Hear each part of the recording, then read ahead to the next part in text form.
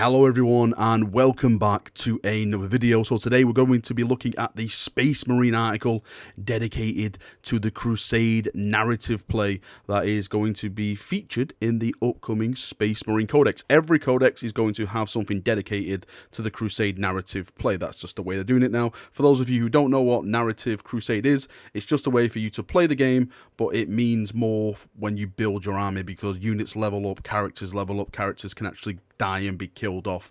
All that kind of funky stuff happens with it. So let's jump in and let's take a look at this article. So I'm actually very interested in all this Crusade stuff because for those of you who don't know, I'm currently building a gaming room. I'm going to put a table in there. I'm going to film all my battles and stuff like that, and I want it to heavily feature Crusade battles. And I see it as a way to like build my last wall up from the ground up while you chaps watch and experience as they grow stronger. Sometimes when they'll lose, or you know the outcome won't go as planned, let's say, and I'll have to overcome that in certain different areas. So yeah, I am very interested. The first thing we're actually going to talk about is agendas. So it says there are 5 new agendas that really exemplify what it means to be a Space Marine on the battlefield, and each offer bonuses campaign experience for fighting accordingly. For example, Angels of Death rewards the merciless destruction of the Emperor's foes, while No Fear honors displays of courage in battle. It says picking the quest of Atonement, as for example the choice on the account of the narrative flair, not to mention the incredible useful perk that Redemption offers. So the first one here, Quest of Atonement, we're going to be looking at. It says when you select this agenda, select one Adeptus Astartes unit in your army that has one of the following battle scars. So it's got loss of reputation, disgraced, or mark of shame. And it says at the end of the battle, if a melee attack made by that unit during the battle destroyed an enemy character with a power rating of 5 or more, a warlord, monster, or vehicle unit, then the selected unit loses one of the battle scars and gains 5 experience points. So this is kind of cool. This is the first time I've seen this agenda stuff, and this one, the Quest of Atonement. So if you've got like loss of reputation, so maybe you're like a Raven Guard player and you never turn up, so you lose your reputation. If you're disgraced, Dark Angel players, because half of you are all traitors, or Mark of Shame, you're basically an Ultramarine player. So this is a way for you to lose one of these and get some experience actually on the battlefield and just wipe it from your slate, let's say. And we get another preview into the Requisition stuff. Now, the previous Requisition one we got teased was the Even in Death I Still Serve, which basically, if one of your HQ choices die, you can actually put him in a dreadnought so he comes back and he's still around with hopefully all his bonuses and stuff like that. So this next one is called Rubicon Primaris, and this is 1 requisition point. So it says purchase this requisition at any time, select 1 captain, librarian, chaplain, apothecary, ancient, or tech marine unit from your Crusade force that does not have the Primaris keyword. Roll 1d6 on a 1 that unit is removed from your order of battle. On a 2+, replace that unit with a Primaris unit with the same keyword drawn from the same chapter. You cannot purchase this requisition if doing so would cause your total power level to exceed your Crusade force supply limit. The new Primaris unit has the same number of experience points and the same battle honors and battle scars as the unit it replaced. If a battle honor cannot be applied, it's got, for example, a weapon enhancement for a weapon that Primaris models cannot be equipped with, select a new battle honor to replace it. So that's really cool. So this is basically their way of crossing the Rubicon. Well, that's what it's called, crossing the Rubicon Primaris. So if you get a 1, you're basically dying in the surgery.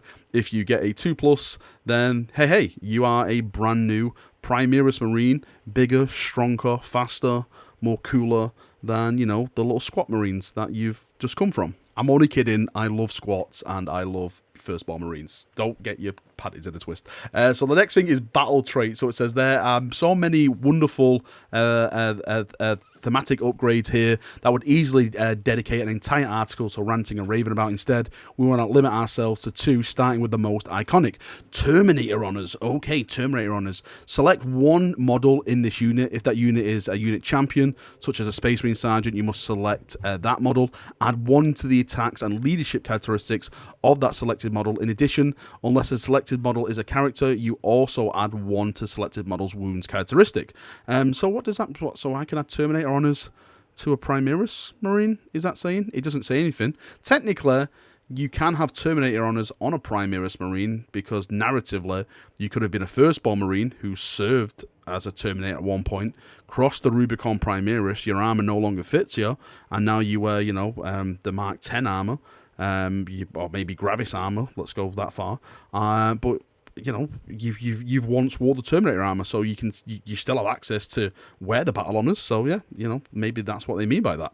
And the next one is Marksman Honors. So this is what I mean, like the image they've included in this, you see the little bolt thing on there, and this is what they mean by Marksman Honors. Now, instead of just being like, the rule of cool, that could actually mean something now to like your chaps on the tabletop. I really do love this, like this whole narrative thing. I don't know how long it's gonna last. Is it just gonna be like maybe last this edition? Is it just gonna be like something new for 9th edition and then it'll stop in 10th edition? I'm not too sure, but I'm liking what I read so far. So this Marksman Honors, it says improve the ballistic skill of each model in this unit by 1, which is pretty nice. So, you know, a 2+ hit, maybe on like veteran intercessors or heavy intercessors if you want to be bringing them to a narrative game. If we go down, we have got some honorifics. So this one says, upon being promoted to a captain, a Space Marine officer will often receive an honorific associated with the company they led, and in accordance to their new duties, you can represent this as a special form of battle trait that is unique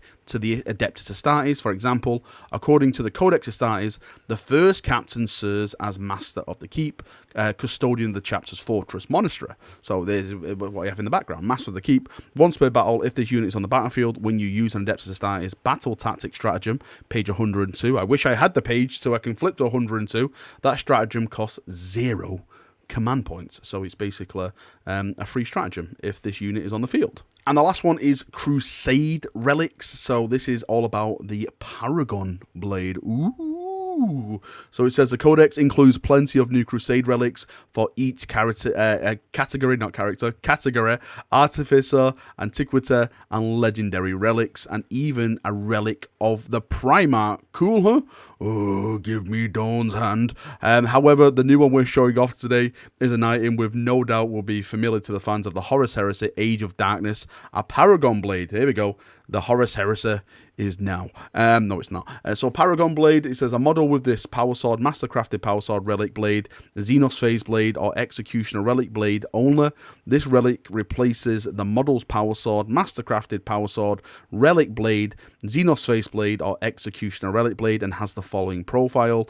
Weapon, Paragon Blade, melee is the range, type is, of course, melee, strength +2, AP -4, and the damage is free. So that could be kind of nasty if you get into combat with that thing. And that's really all we have in this article for now. It's nice to see all this Crusade stuff, though. Again, as someone who is planning to do a lot of Crusade games, planning to film a lot of Crusade games, to put it on the channel and stuff like that, it is getting me hyped. I would love to see more stuff dedicated to the actual, like, core rules, though. Like, I want to see, like, more weapon profiles, maybe a teaser, some upcoming new stratagems, maybe some points on the heavy intercessors. Games Workshop, if you can please give me that. I am so much needing this so I can plan for certain events in the future. But all in all, nice little article, nice little time out of the day reading it all. I would love to get your thoughts on it. Is anyone else planning to play narrative stuff? Anyone else planning to make a Crusade armor and actually play it on the table and stuff like that? If it all goes well for my gaming room, which it should, and I will have updates very, very soon, hopefully by the end of this week, a massive update, then yes, I'm gonna be filming it, we're gonna be putting it on the channel, and we're gonna absolutely just wreck it and just have some fun. Right, that's enough waffling for me. Thank you for coming, thank you for watching. I hope you've enjoyed it. Leave your thoughts, feedback down below in the comment section, and we'll have a nice little talk down there. See you now, and bye bye.